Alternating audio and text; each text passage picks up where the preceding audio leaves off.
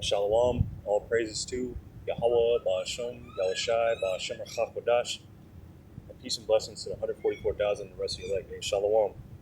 This is going to be a continuation of another lesson that I did yesterday, and basically, I felt like the lesson just ended abruptly, and yeah, I'm just going to continue a little bit on it, and it's going into, the Hebrew tongue, meaning the Hebrew language, which we're going to be speaking in the kingdom of heaven. All the nations under Israel, under the leadership of Yahweh Shai, everybody is going to be speaking Hebrew once again. And the point of that lesson yesterday was that it starts now. Like you're learning Hebrew now. You're not necessarily, you don't have to be fluent in it, but there's things that you have to know, or names that you have to know, like the names of the Heavenly Father, His Son, the Heavenly Father being Yahweh, He to be, He exists, and His Son's name Yahweh Shai. He saves, He delivers. These are the most important names to know, and these are the names that you're going to need to call on for salvation, or in times of trouble, because there's no other name under heaven which will be saved by. Roughly paraphrasing that, but the point being is that we're learning the Hebrew now. Also, what comes to mind, Lord will, I can remember it real quick.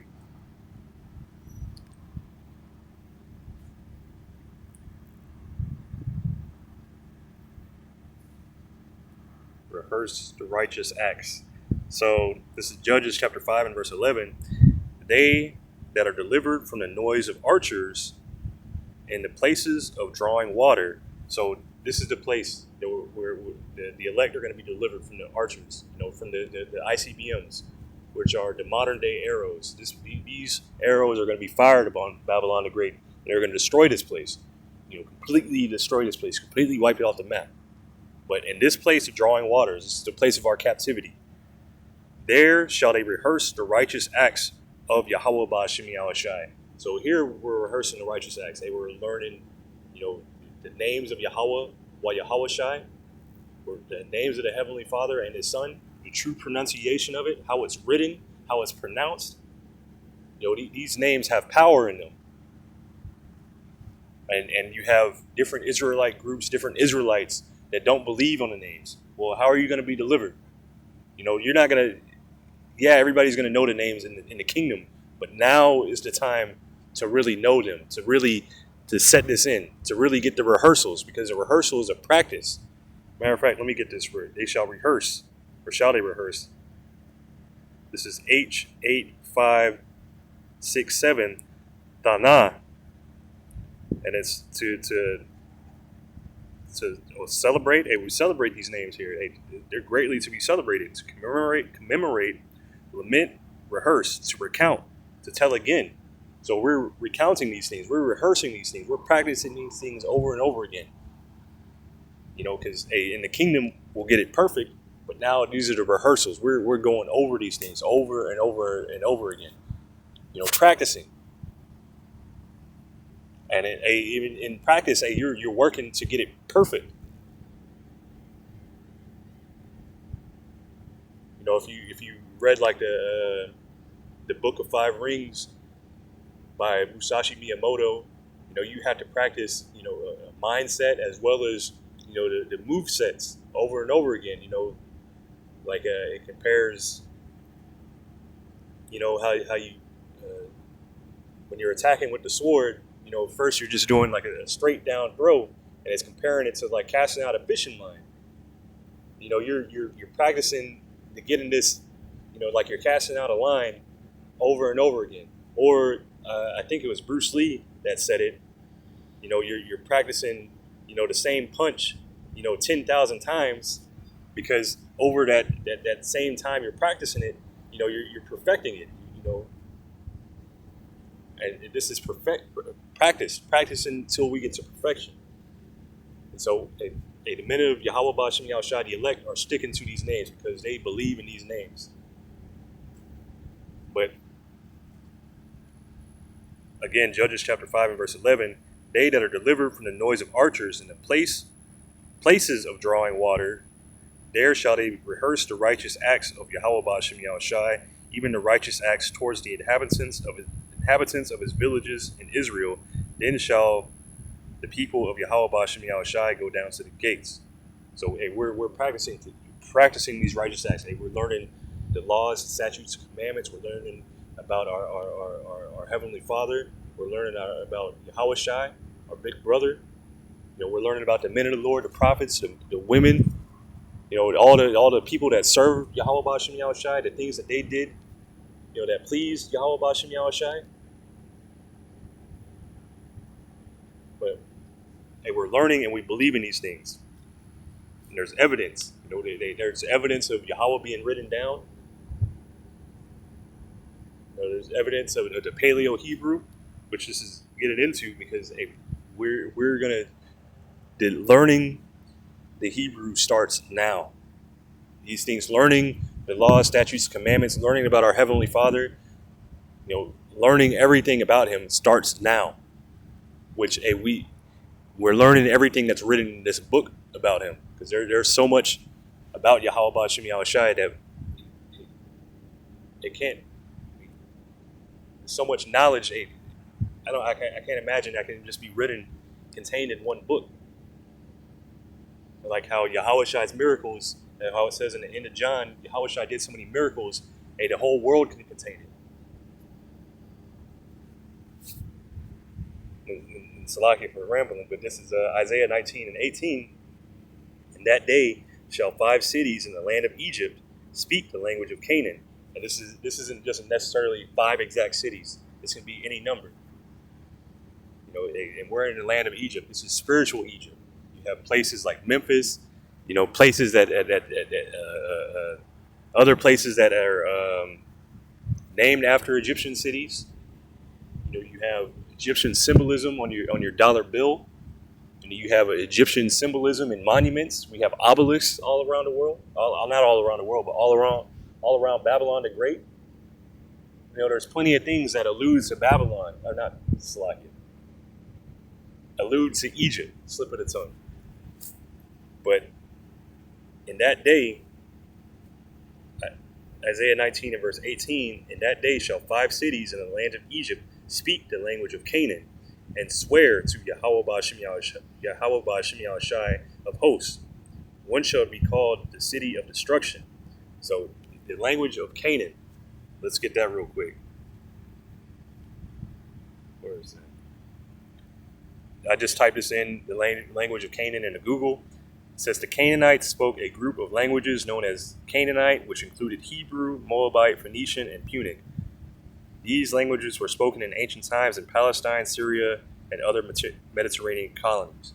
And basically it's saying these are all the language. Basically, they're different dialects of the same language because they're all in the same area.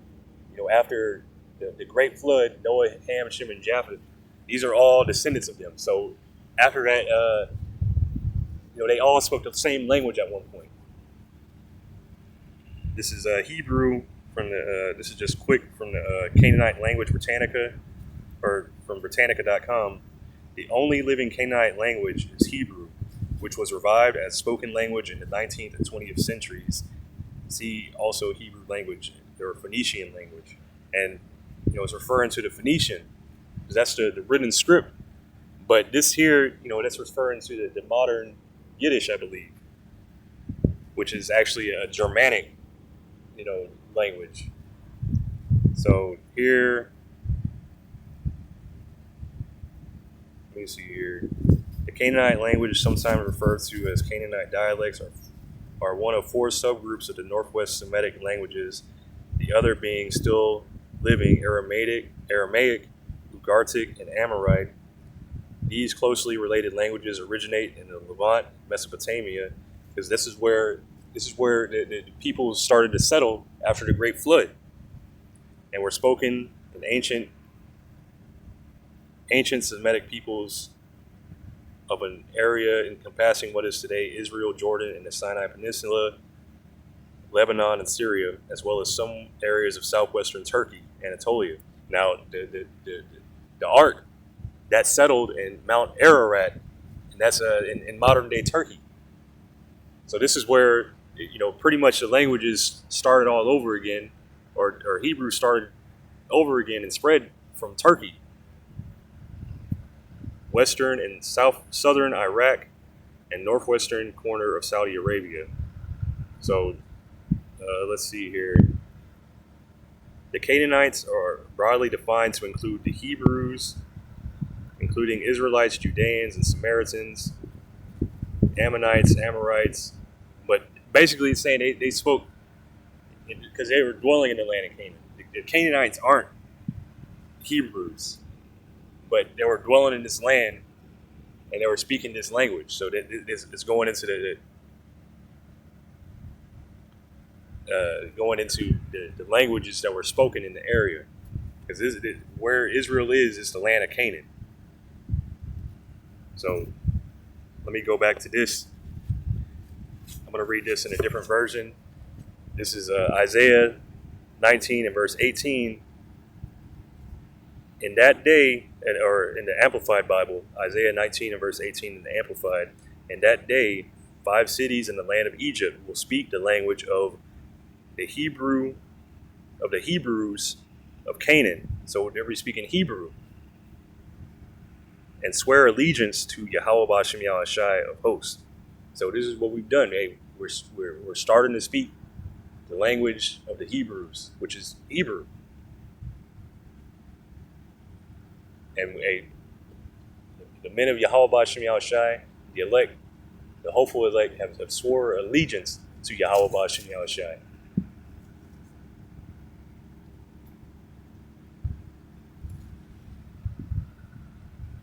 So moving on, let me go back to this real quick because I know I found one where it shows the Canaanite language, but it's pretty much Hebrew.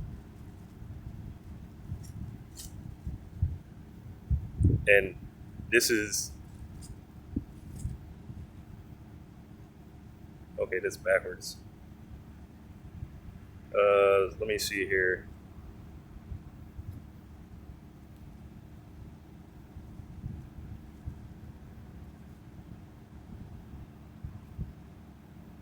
Let me see if this will.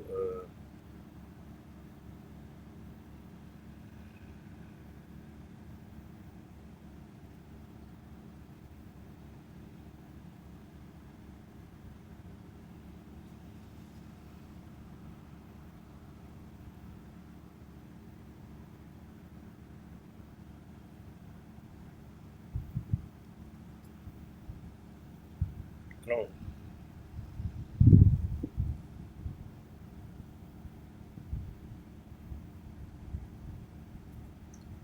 I've found it before where it shows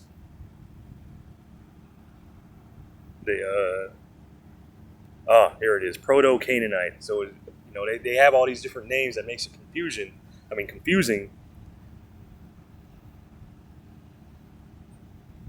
But here you have the symbols. Basically, it's going to look like this. The writing, which that's confusing again in Salakia. But if you put in Proto-Canaanite or Paleo-Hebrew, matter of fact, I'll do that. Okay, let's tripping.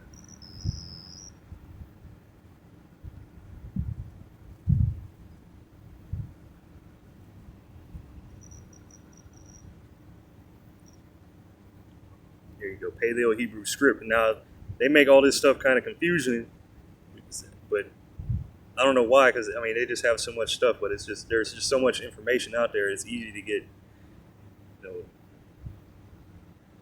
But here, this is basically what it looks like. The Hebrew alphabet, and we're going to be, writing in this and speaking in it.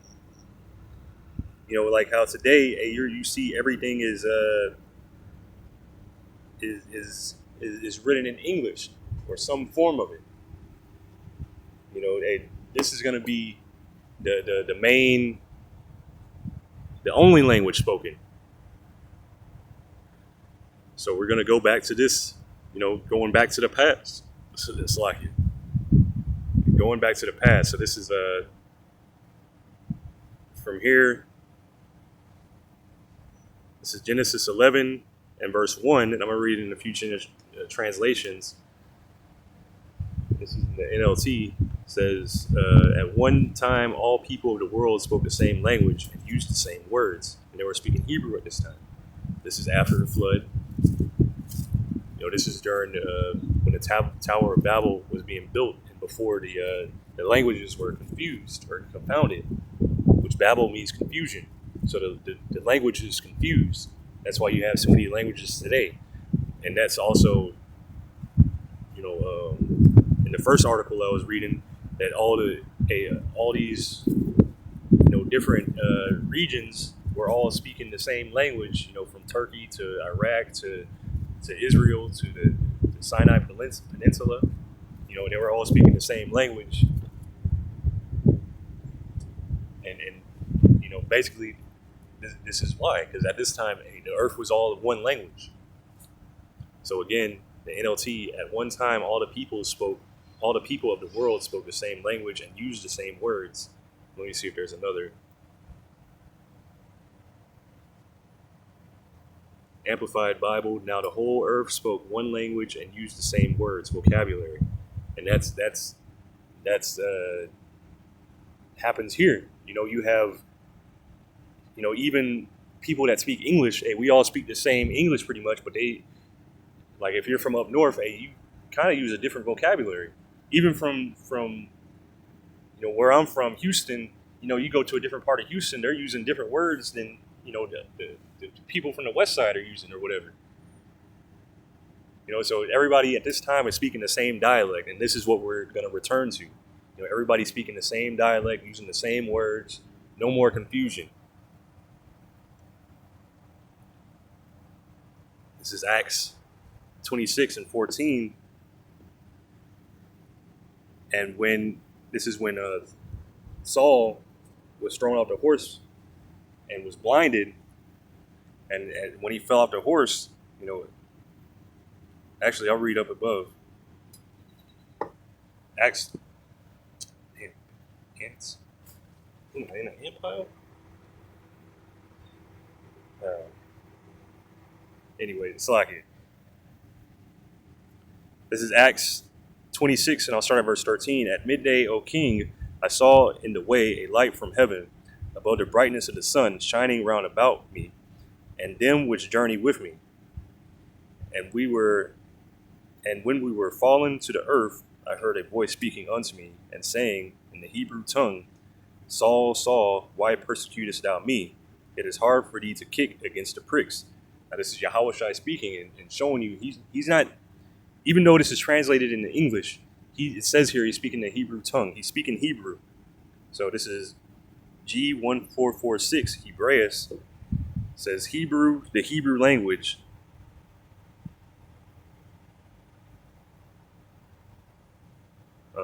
But basically, the Hebrew, it's the Hebrew language. Yahushua spoke Hebrew. This is the language that's spoken in the heavens. And here, tongue, G1258, dialectos, dialect, language, tongue. The tongue or language peculiar to any people. So he was speaking in Hebrew to Paul. Paul could speak Hebrew. I believe he could speak Greek. He could speak, I'm not sure, I don't remember what other languages Paul could speak, but the one he knew was Hebrew. So he was understanding this. So he's telling this king, I heard in the Hebrew tongue, Paul, why persecutest thou me? And this is the language that's spoken in the heavens. And this is the language that we're going to speak again. But it starts now. So, you have access to this now. You have the blue letter, you have the King James, you have the parallel Hebrew Old Testament. It's a very, the Spirit is working with you. It's a very beautiful, simple language. And just because something is simple, not meaning simple as in stupid, but it's As simple as in, hey, this is easy to get. Well, for not everything about it, but the alphabet, this is easy to get. To say the names, this was easy to get. Because Yahweh Shem Yahweh Shai, hey, will work with you. He'll send His Spirit to guide you to get to understanding. He'll lead you to the men that are teachers, that are teaching this, to give you the understanding. And Salaki, but anyway, this is let me read this. This is an NLT. We all fell down. Acts 26:14. We all fell down, and I heard a voice saying to me in Aramaic, Saul, Saul, why are you persecuting me? It is useless for you to fight against my will. Now I see this Aramaic, it's thrown around a lot. Like people like to say that, oh, he spoke Aramaic, this and that, whatever, but not realizing, how close Aramaic and Hebrew are. It's just a different dialect. And people like to think that it's a completely different language.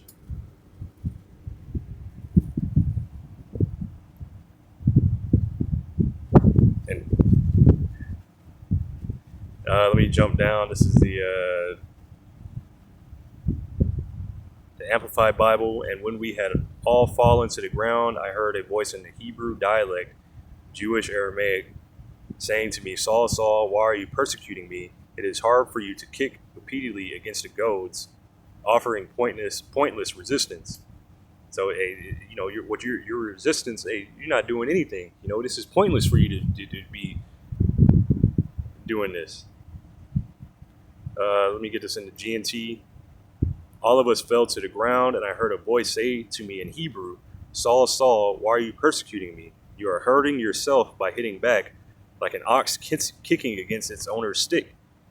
So again, just saying that it's in the Hebrew tongue. They spoke Hebrew.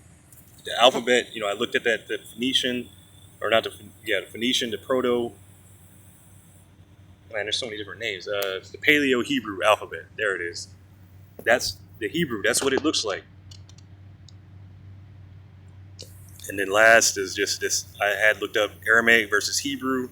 Aramaic and Hebrew are closely related languages that evolved around the same time and in the same region, but there are some differences between them. Aramaic was used by the common people, while Hebrew was the language of religion, government, and the upper class. Okay, Hebrew was the original Jewish language, but Aramaic became the primary vernacular after the Babylonian exile. Even the book of Daniel, that's written in the Aramaic dialect. But it's still Hebrew. It's closely related. It's not a completely different language, but we're not gonna, in the heavens, we're not gonna be speaking Aramaic. We're gonna be speaking Hebrew.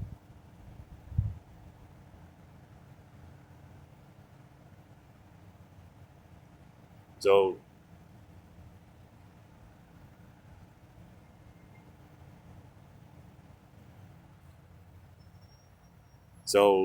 pretty much that's it for the lesson. Lord willing, this is edifying. This has been part 2 of I don't even remember what it's called. The Hebrew, learning the Hebrew starts now or something like that. But hey, Lord willing, this is edifying. I'm gonna give all praises to Yahweh, Ba'ashem, Yahweh Shai, Ba'ashem Rakakadash. Peace and blessings to the 144,000 and the rest of you. Hey, Kwam Yasharallah, Shalom. Shabbat Shalom.